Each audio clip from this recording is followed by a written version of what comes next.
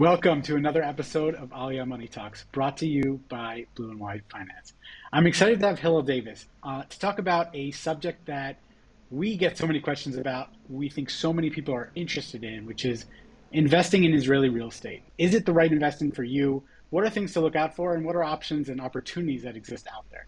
So, Hillel, why don't you get us started by telling us a bit about yourself, and then we'll hit it off by getting into the meat of the issue.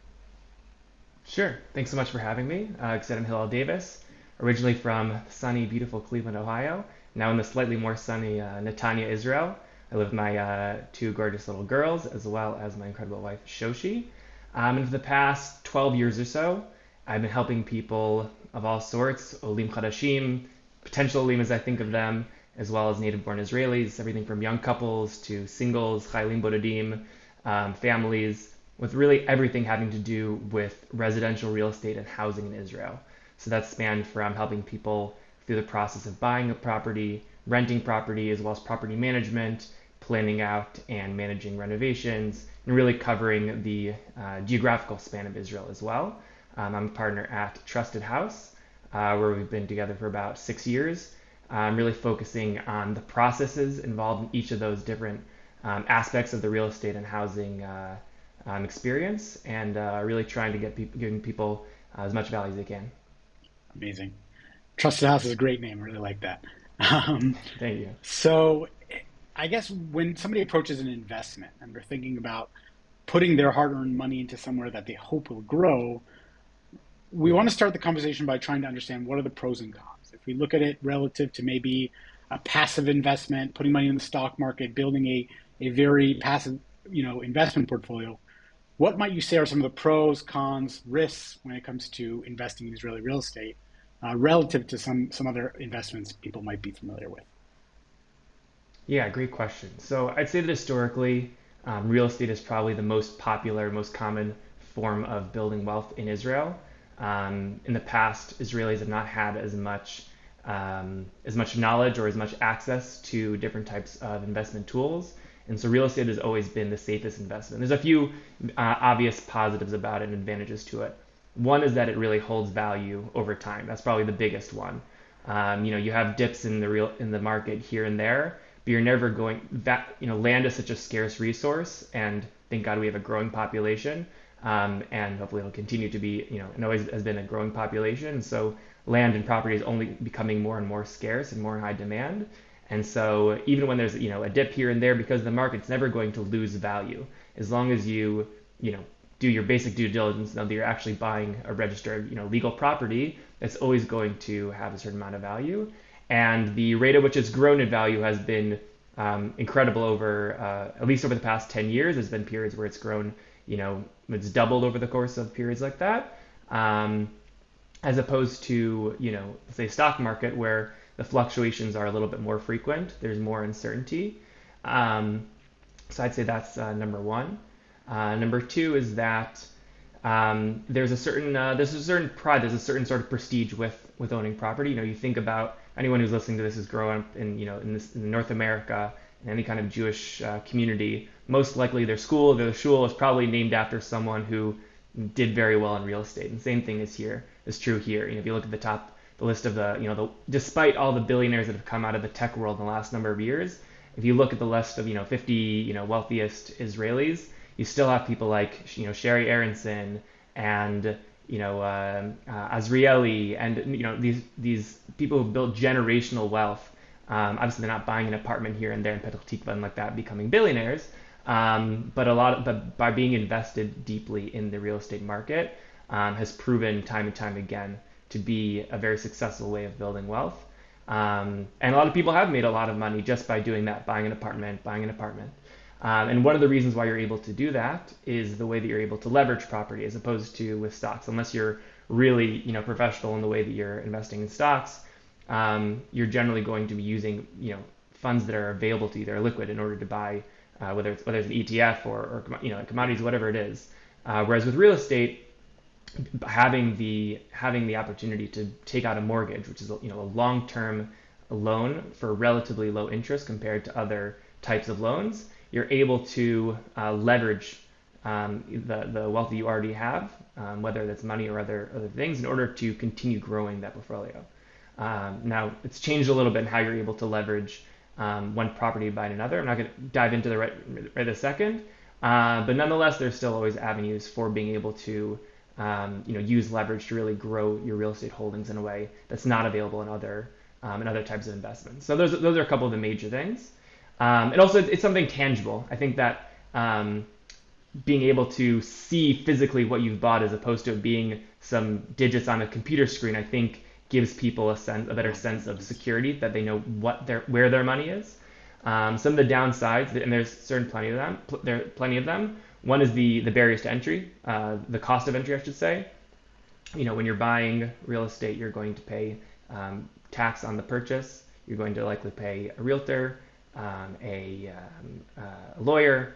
If you're taking out a mortgage, you're also going to pay the mortgage broker and appraiser. There's a lot of different people that need to get paid just as part of the purchase, and then you're also going to have a lot of ongoing costs. So if you have money in a money account, whatever it is, you're going to pay a manager for that as well. But you're not paying for if there's a flood in the apartment, a flood in your or in the a company that you have stock in. Yeah. Whereas, with property, it's a real home and has real risks of things going awry. And anyone who's buying in a serious way should do the proper research and do their due diligence to try to minimize those risks. And you have, proper insurance and that sort of thing. But at the end of the day, physical properties, especially in Israel, are not built perfectly, and there's always going to be ongoing costs. This is always the cost of not being able to rent it out. Things happen. I manage a few dozen properties that are rented out long term. And during Corona, for instance, some of those properties sat empty for a little bit because they were rented out to students. School year was canceled. Similar thing happening now with the war in a couple of the properties, that the timing didn't work out well. That the school year was supposed to start in October, and now the school year is only starting in January. And so the student population that those landlords were banking on are not looking to start rentals until January. So you had to figure out sort of an in between solution. So those kinds of risks exist in real estate that you wouldn't find necessarily in other forms of investment. But yeah, with any investment, you have to compare the risks and rewards and see what works best for you. Yeah, I mean, I think Israel is known for, we've got the best land in the world, but we don't necessarily have the greatest quality construction in the world. I think we can That's say definitely that true. fairly. Um, Yeah, how would you talk about, you really deal with people on all spectrums of the real estate market, renting, buying, yeah. purchasing, and investment. How would you coach somebody who's looking at an investment rather than buying a home? How would you look at that differently? How would you encourage them to approach the process differently? Yeah, investing in real estate is not a one size fit all type of purchase. With every client who I start with, I'm guiding them through the initial stages of deciding if they're going to invest in real estate and how they're going to invest, where they're going to invest. I ask them a lot of questions to really hone in on what their goals are, what their abilities are, and sort of what their timeline will look like. Because those answers will really direct people in completely different directions. I've helped people buy places, in very, safe, classic places, Tel Aviv, Jerusalem, as well as secondary markets like Netanya. But some people were looking for something completely different and had different budgets, and so their investments were in tertiary markets like in Lod and Beersheba, Haifa, Afula. That's just purely the investment side of things. So there really is no one size fits all when it comes to investments. You really have to be honest with yourself about what your goals are. Why are you thinking about real estate in the first place? And what are you looking to get out of it? What would a successful investment look like to you? And it all starts from there, and then working through the financial side of things as well as the personal side of things. Everyone's your life plans. Are you looking to retire soon? Do you have children? Your children reaching working age? Those sort of things will dictate how your investment will look. Whereas if you're buying for yourself, you're going to be focused more on your usage of the place as What's your opposed home? to Yeah. What the yeah what fits best for you? 100%. yeah So yeah if we start getting into a little bit of the nuts and bolts of the terms that people throw around here that I think are very helpful for anybody approaching the subject to understand. Let's start with Mechir Mishkaten. What is that? What's that all about? Housing lottery. It sounds great. I can win a house. Tell me how it works. Yeah. Yeah, so Mechila Mishtaken has gone through a couple different iterations over the years. It was a really cool idea to begin with, but there was a lot of number of flaws with it. And so they sort of rebranded it and changed it a little bit, and then there were still some flaws, and so they rebranded and changed it a little bit again. I think the current name for it is Dira Biyud or something like that. Essentially, the general idea is that most land in Israel is owned by the state of Israel itself, right? So when there's going to be a new development, being built on virgin land, the government basically sells it through a tender to the developers.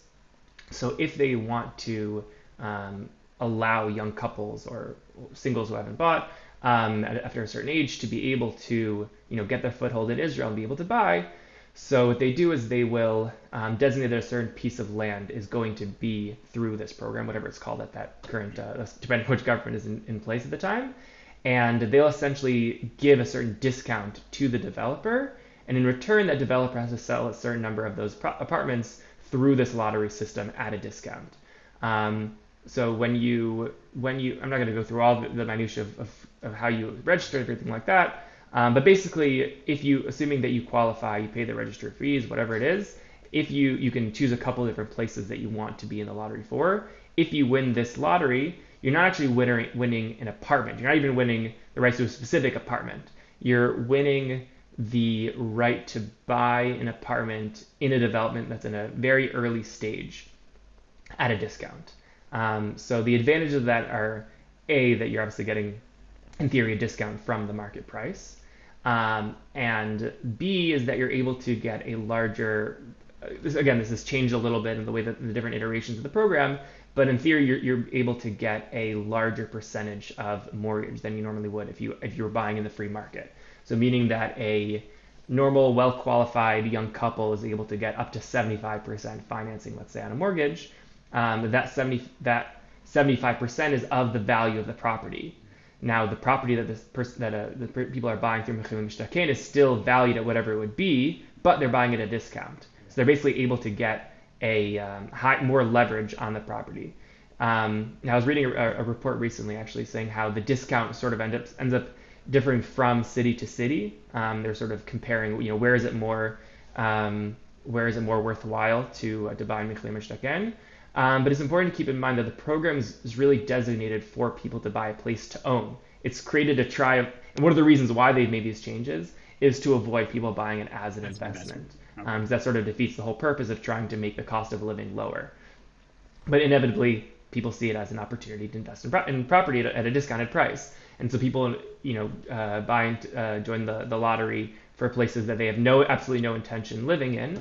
And so there's a number of downsides to it. I won't go through all it. My goal here isn't to convince people not to do Mechir Mishtaken, or Dira B'Hanacha, or whatever it's been called. But at the end of the day, a lot of people do buy it with intent of just holding on to it and then selling it eventually. And so you end up with a lot of these properties that either stay empty or get rented out. And not that there's any problem with renters, but when you have an entire building of people who are all renters, or a large percentage of my renters, when it's really being built for owners, there are implications for the social dynamic, the way that the building is upkept, things like that. Additionally, so they put rules into place of how long you have before you're allowed to sell the place. And that way you're not just buying it as an investment. So people end up getting tied down into a property that they actually don't really want to hold on to, don't want to live in, but they can't sell it because of the rules. Now, some of the bigger, those are just assuming that everything goes according to plan. But most of the people who come consulting to me when they've won the lottery is because they're nervous that things aren't going to go to plan. So, like I said, you're winning the lottery at a very early stage of the development. Nothing's actually being built yet. They're usually at the building permit stage. And so a lot of things can happen between then and when you actually receive your apartment. You haven't been designated a specific apartment yet. So when you get to the stage of deciding of it being, divided up who's getting what apartment, you may not get the size that you wanted. You may not get the direction you wanted. You like apartment that's cooler, and you get the one that's facing, the hottest direction, or you get on the ground floor closest to the garbage room, or you can get all kind. You can end up sort of getting stuck with an apartment that you didn't actually want. And the construction process can take a very long time.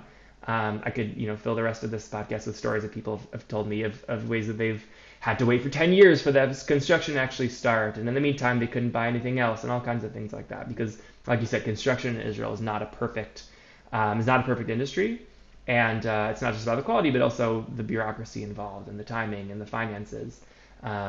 Wars happen once in a while, pandemics happen, hopefully not so often, but they happen, and those all influence the construction process. So the rewards are certainly there in terms of potentially saving money, but there's certainly no shortage of risks involved as well. Yeah. There's no So free lunch. the housing lottery certainly has a lot of pros, but quite a lot of cons and quite a lot of risks involved. Yeah, It's not necessarily the golden ticket that a lot of people are looking for. They should yeah. understand kind of the details there. A few other terms that are thrown around are Pinui Binui, Tama 38. What's the difference hmm between these? What opportunities exist there as far as real estate investing? Yeah, great question. So Tama 38 is Tama literally stands for uh, National Master Plan, where basically Israel sits on a fault line, and so every 100 years or so, historically, Israel's had a major earthquake. We're far overdue for one, although we've had some ones nearby in Turkey recently and other Right. places, and we felt some of the aftershocks. We haven't really had the reckoning that unfortunately has been experienced in Israel over the generations.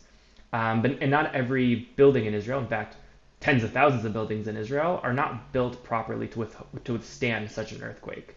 They were built, very quickly in the 50s to take in, refugees from Morocco or Yemen or in the 90s Ethiopia. from the former Soviet Union. Yeah. So a lot of construction is not done to the modern standards that would be needed to withstand such an earthquake. And besides the fact that once in a while we get rocket barrages, and those same buildings would not withstand, unfortunately, such an attack.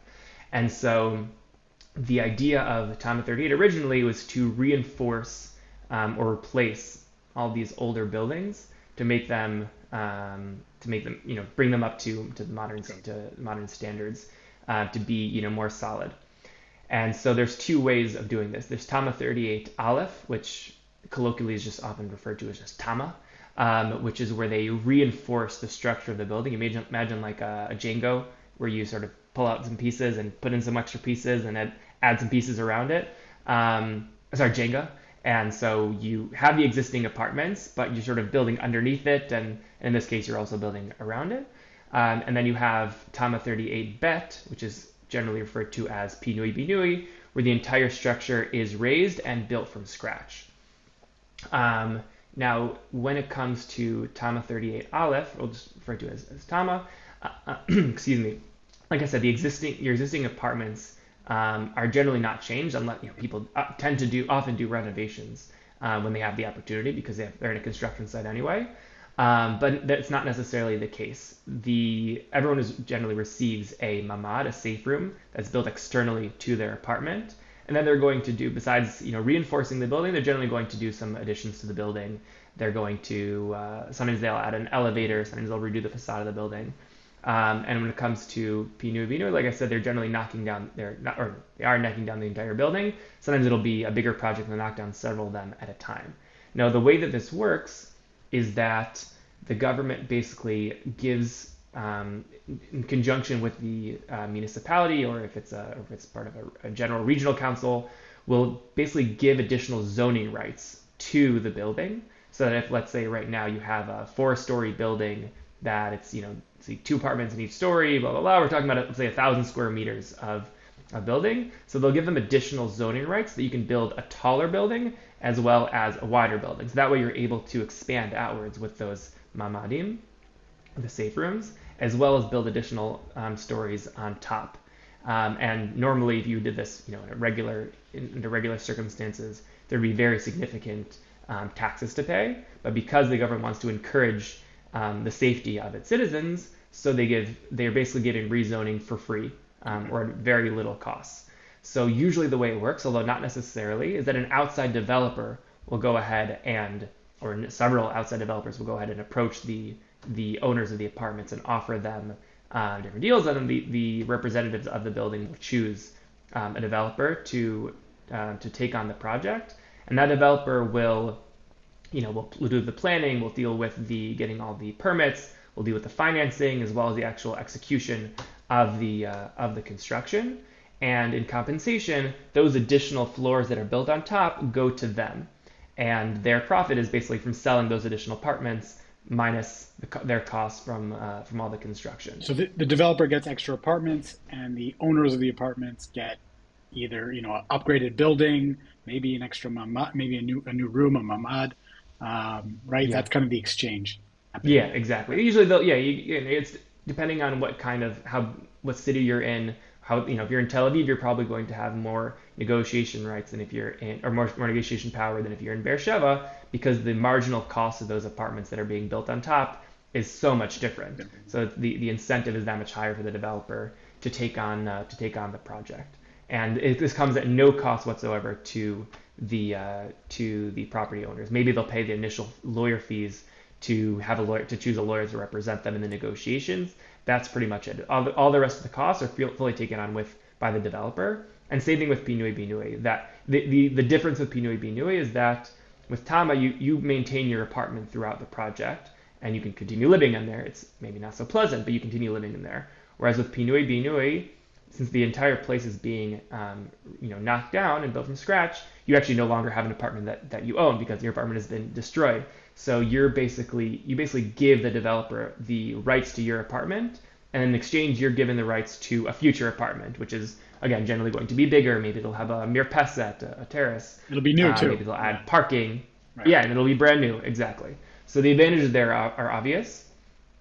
The some of the disadvantages of having a place that's going to go through Tama is, like I said, if it's a Tama 38 Aleph, then living through construction is not necessarily fun.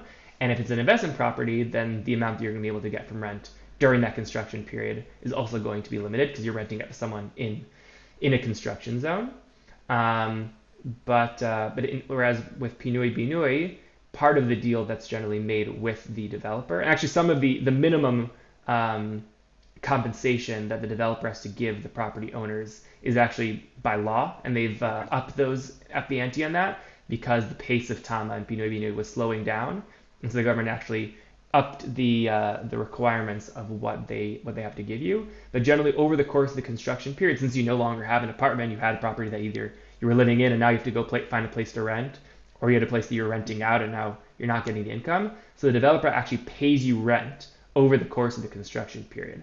So if you're going back to the investor who's looking for a place, that is a golden ticket Right. because you don't have any maintenance costs over the course of the construction period, but you're still being paid rent. And you bought an old place, hopefully at the cost of an old place, and in the end you're going to get a brand new place. Now, just like there's delays in regular construction, there can be significant delays with this. So you can buy an old place with the assumption or with the hope that it's going to go through Tama or through Pinui Binui, and then you end up waiting much longer than you expected, and you end up having on your hands a very old apartment that requires a lot of maintenance because it's aging systems, aging infrastructure. Um, there aren't a lot of other. If everything goes according to plan, then there aren't a lot of downsides to it. With Pinui Binui, with Tama 38, the like I said, imagine that Jenga tower. It's going to be contorted a little bit, right? You're taking an existing structure and then putting pieces underneath and putting things inside. It's not going to look like a brand new apartment. So like I said, some people will do a full renovation. As they say in Hebrew, im kvar as kvar. If you're already doing some renovations, do a full renovation. But if not, then you sometimes end up with these very funky shaped apartments, and you have brand new infrastructure on old infrastructure, and it can lead. It's not always done, in the most perfect way, and so it can lead to issues structurally, but more frequently is just aesthetically. You can walk into an apartment that's gone through Tama, and you can tell that it's gone through Tama. The bedroom is sort of like off to the side, and because the way that things get changed around, and elevator had to fit into a shaft that existed, Yeah. for the sake of the project, and so you can maybe fit one or two people in, but you can't fit in a stroller. And you should know these things in advance, right? It should be part of the negotiations. And if you're buying a place that's going to go through this kind of project, then you should do the due diligence to see what is it that I could potentially get if everything goes according to plan. But you're not always able to know everything in advance. You don't know what kind of zoning you're going to be able to get. Zoning rules change over the years. The city engineer may switch over the course of the years, and so what you're going to get approval for may change. So there are some risks, but this is certainly this is certainly an avenue of investment that a lot of people search for. I've helped several clients buy into apartments of this sort, and we've also been involved to a certain extent in helping push forward these programs to start. We're not a developer necessarily, but there are certain things you can do even in the early stages to get people on board. Because besides all the bureaucratic delays and the actual construction delays, you have human delays, right? You need to get a certain percentage of the residents to all agree to go ahead and do this program. But trying to get if you have an apartment building of 30 Jews, try to get them all to agree to do the same construction project. Yeah, good luck. So a lot of them get delayed because you have an older person who doesn't want to move out during the course of the construction period. Or someone privately built themselves an elevator, and so they don't feel the need, or built themselves a mamad, and they don't feel the need to have their whole property knocked down so that everyone else can have a mamad. So you have all kinds of issues like this that are just issues between people. It's a high risk, potential upside form of real estate investing where you can kind of look for that Yeah, gem, can look for something that you can hopefully buy at a very significant discount because it's an yeah, old building, an old property, not, and you can either yeah, get part of the cost of renovation paid for by you can get the entire apartment, essentially paid for by the yeah, developer, which can certainly maximize your investment. Very interesting opportunity. Obviously, got to do yeah. a lot of due diligence in this Yeah, and I situation. should mention that if you're buying something that's supposed to go through a program like this, that it may be priced into it to a certain Yeah, extent, right? If they're already at a certain stage where they've gathered together and gotten a certain amount of signatures, as you reach different milestones, the price is going to go up. So if you're buying with a mortgage, going back to the value question, if you're buying with a mortgage and the appraiser is going to come and say, oh, this is a 60-year-old apartment that looks old, I'm going to value it as X, but you know that the people have signed an agreement with the developer and it's in very early stages, so the price price is X plus whatever 100,000 shekels. The appraiser is not going to care about that, and so you're also going to have to take into account the financing aspect. yeah, interesting. Very cool. So let's say somebody comes to you. We talk about some of the pros and cons around investing in Yeah, real estate. If I'm opening up an investment account, I can do so with $100. I can put in an ETF. Very simple for somebody who has, little bit that just wants to get started. When it comes to real estate investing, like you mentioned, that's a barrier. So somebody who's really wants to get their money into, a piece of property in Israel, they know they don't have that much put aside, but they're willing to look more remote. They're willing to get out of major cities and look in some of the farther corners of the state of Israel. What would you say is the minimum that somebody should have before they start thinking about investing in real estate? Actually buying a property. it's a great question.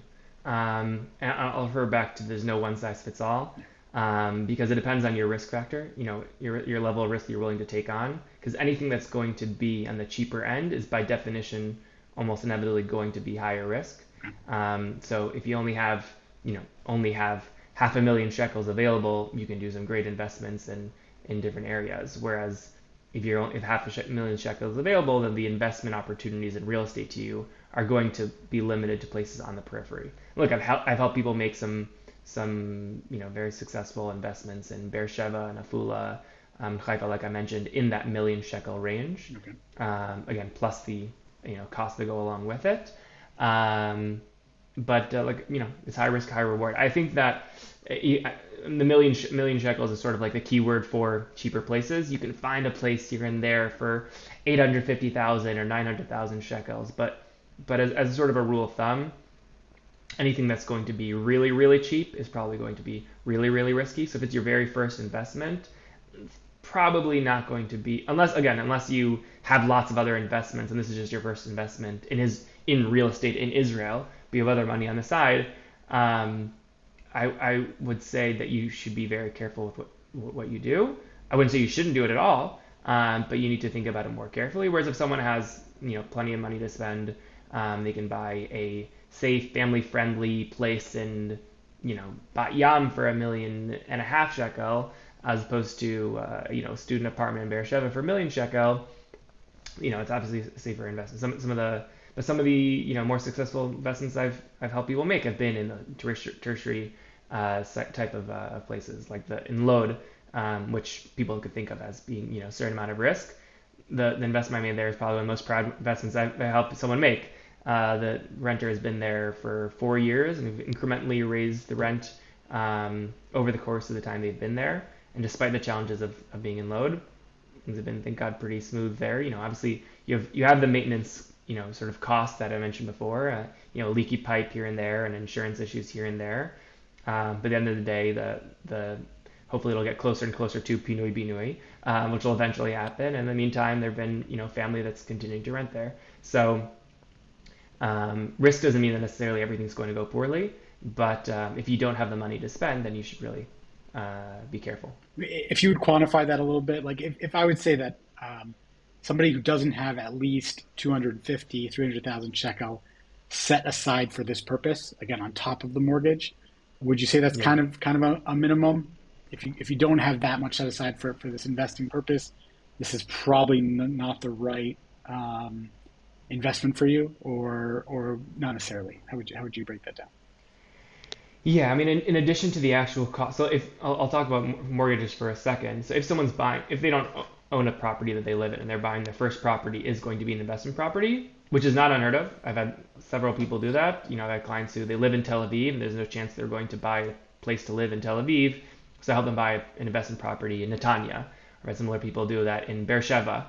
Um, the one in Beersheba ended up actually moving to Beersheba, so that worked out well.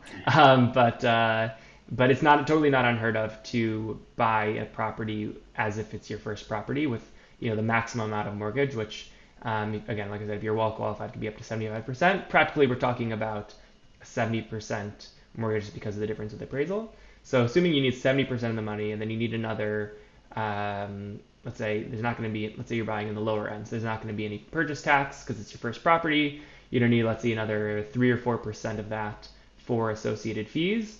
And then I always recommend having, some people are more conservative than I am. I say have at least 3 months worth of all your costs set aside in an emergency fund. So that's your mortgage costs. If there's no renter, then you had to be paying Arnona and Vadbai yourself, as well as what you're paying for insurance, to have that set aside. So even if the cost of a property is, let's say, 1 million shekel, and so in theory you only need 300,000 shekel to put down, you still need all that extra money to be on the side. So it really does add up. So I think that if you have less than 500,000 shekel available, even if you're buying, and again, that's all that example was if you were buying as your first place. If you're buying it as a second property, you own your own place, and you're buying now one as a investment, or you live abroad. A foreigner also is considered like an investor. I mean, in this case, we're talking about investment, so you are an Right. investor. Then you can only get a 50% mortgage. So either way, I think that 500,000 is a pretty fair rule of Rule of thumb. thumb. If someone really, really, really wants to invest in real estate, but they only have 300, 400,000, I can sit down with them and go through the numbers and build an Excel and try to and look at different neighborhoods and see where we can make it work. But I think that 500,000 is a good number to aim for Yeah. as a Last thing you want minimum. to do is invest in real estate and overextend yourself to where if any of these risks realize themselves, you can't cover them and you're not prepared to deal with them properly. So Yeah. it's great that you're giving us kind of a baseline of numbers to think about. I was gonna say it's both an advantage and a disadvantage. The fact that real estate is a very illiquid investment. I should have talked about that initially when I was talking about the risks and rewards. Um, the fact that if suddenly things go south or you need the money for something else, you can't just like pick up and sell it and have the money tomorrow or even within 5 business days. If you're lucky, you can do it within a month. But even then, you're probably going to be rushed to sell unless it happens to be a very, very strong seller's market. So that's definitely a disadvantage for if you need the cash. The advantage to it is that people tend to not make rash decisions with their real estate Yeah. holdings. So No panic the selling. market will dip in stocks and they'll quickly sell. and then it'll go up again. Like, oh, I can't believe I sold. Yeah. Whereas, like those examples I mentioned before of people who have generational wealth from real estate, it's because they've been forced to hold on to the real Yeah. estate, especially if that ends up someone pass, the owner of it passes away and it gets divided up between inheritors. It's a headache. Trust me, I've dealt with plenty of cases like this. It's a headache trying to sell it off. So you hold on to it for longer and maybe work it out over time who owns what. But because you're forced to hold on to it for a long time, you're forced to wait for that value to go up because inevitably it always goes up. I was thinking of an example. I think it was 2020, I had some extra cash on hand. Not a lot. I don't know if it was from the stimulus or student loans were paused or whatever it was. And so I was like, oh, I have to go on my Robinhood app and I bought a couple of stocks. Not didn't think too particularly about it. One of them had no idea how to pronounce it. I think I must have read an article about it. I probably thought it was called like Nvidia or something. It turns out it was Nvidia. I made 800% on it. Um, but at some point, I needed some cash for some of it, so I sold a couple of them. And so on that part of it, I only made 100%. Whereas if I had held on to it for longer, but on that same token, I'm sure some of the stocks that I bought at that point lost 100% of their value. I lost 90% of the value, and I held on to it for whatever reason because it was a name that I thought of, or I knew the CEO, or something like that. Whereas with real estate, you're not going to have those kinds of high risk, high Calculations. reward Yeah. calculation yet to that extent. It's generally a little bit. It's much more steady. Again, assuming that you do your basic due diligence or have someone who you've hired who knows what they're doing in the real estate market to do that basic due diligence, both in terms of the market value as well as the bureaucratic issues, the physical maintenance issues. You're gonna probably have steady growth over the years, so maybe have a little dip here and there, but you're both getting long-term growth as well as the equivalent of dividends, which we call rent. Great. So, can you briefly touch on the seasonality of real estate? If I'm somebody who's thinking about investing in a real estate, is there a particular time of year that is opportune or more likely to be opportune for finding an investment property? Yeah, that's a great question. I'd say until 3 years ago, it was much easier for me to answer that question when things or I guess, or Normal. 4 years ago, before Corona, Yeah. things generally, the market tended to go by the Israeli or by the Jewish holidays to a certain extent. The major purchasing time, I'd say, starts, it goes until Pesach because Okay. people were looking to buy a place to move into. They usually most people move in the summer before the school year starts.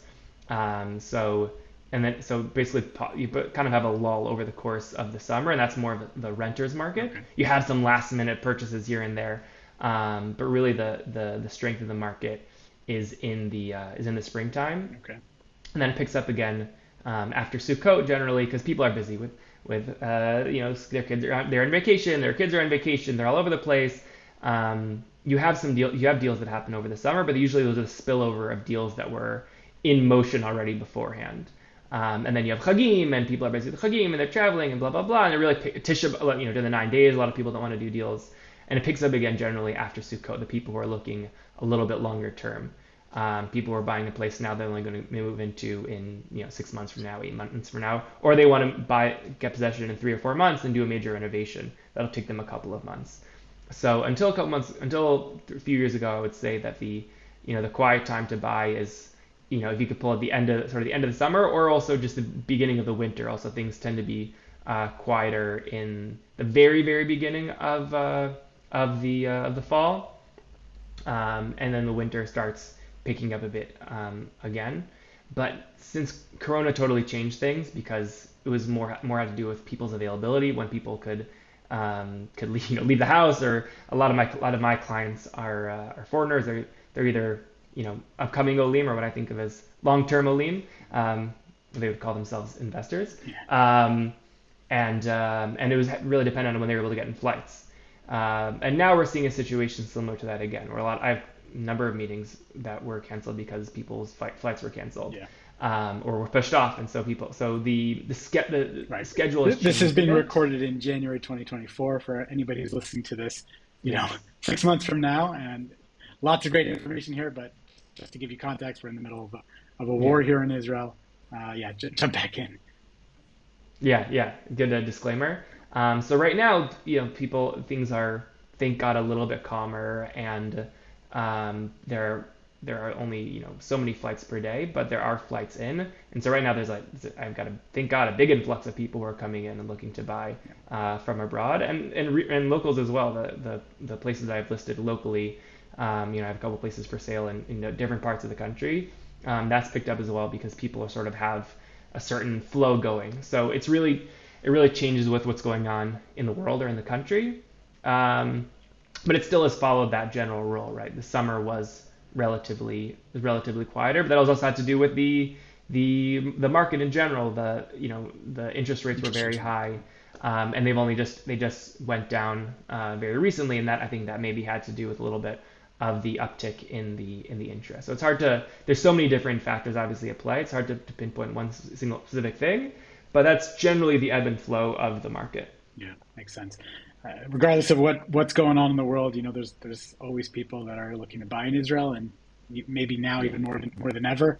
And that's a great thing. It's a great thing to see. I think it's a great thing to be a part of. I'm sure, from your absolutely, perspective. absolutely, and yeah, and like isn't even if a lot of people locally they're out of work or their businesses are suffering because of the war, there's still a lot of people with a lot of money, and people want, and if there are opportunities available because the market is down because things are slower, then they're happy to take advantage of those opportunities. Yeah, Not nothing negative about taking advantage of prices being down. That's what any smart investor would do is buy low, sell high.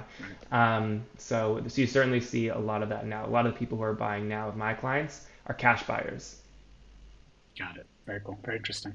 Yeah. So you've given us a lot to think about and really a great overall view of investing here. One thing you touched on already, but I just want to kind of conclude with is give me a basic understanding of some of the things I need to think about. I'm ready to start investing in real estate. What do I need to be budgeting for in a property? What are like categories I really need to be thinking about? These are all things that are going to be part of my overall purchase cost, ongoing budget of managing this investment. Give me some things that I can start writing down on my Excel sheet that Yeah. that I need to start be think about practically and looking at the numbers. Sure.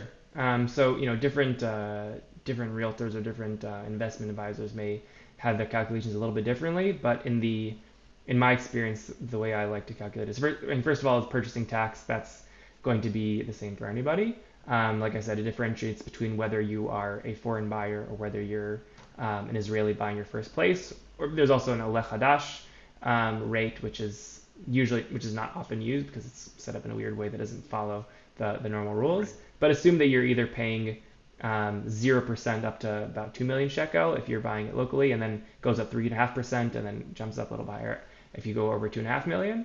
Or if you're buying as a normal investor would buy, then you're paying 8% off the bat. And if you're buying something much more expensive over like 6.5 million shekel, then it goes up to 10%. So that's the purchasing tax. Your real estate fee is going to, if you're paying, assuming you're paying a realtor, it's going to be around 2%. Your lawyer will, depending on how complex the deal is and what your status is, if you're local, if you have to do things from abroad with apostilles and all those fun things, then you're going to be paying somewhere between 0.5% and 1%. In extreme cases, maybe 2%, but most likely in the 0.75% Okay. range, 1%. And then if you're buying with a mortgage, you'll have, I very strongly recommend using a mortgage broker who some of them will charge a percentage, some will charge a flat fee, some around 6, 7, 8,000 shekels. You're also going to need to bring an appraiser, depending on when you bring the appraiser. I'm not going to dive too much into that now, but you're basically talking somewhere between 800 shekels or 2,000 shekels Okay. for the appraiser. You should do what's called a bedek bite, which is a property inspection, which will cost you another, let's say, 1,500, 2,000 shekels. And then those are your major upfront costs. Purchase costs. Once you get the place, you're going to want to, yeah, purchasing costs. Once you get the place, maybe you're going to want to do some upgrades. That'll totally depend, case to case basis. If you want to do any kind of renovations, if it's already rented out and you just want to leave it as is, then obviously that's ideal from a cash flow perspective. You don't have to put any money into it. Right. But if you do want to if it's a place that's a little bit older and you want to maximize it, you want to do some basic aesthetic fixes. You have to keep in mind that you're not buying it for yourself to live in. You don't need it to be your taste, but it needs to be nice enough that you can rent it out reasonably.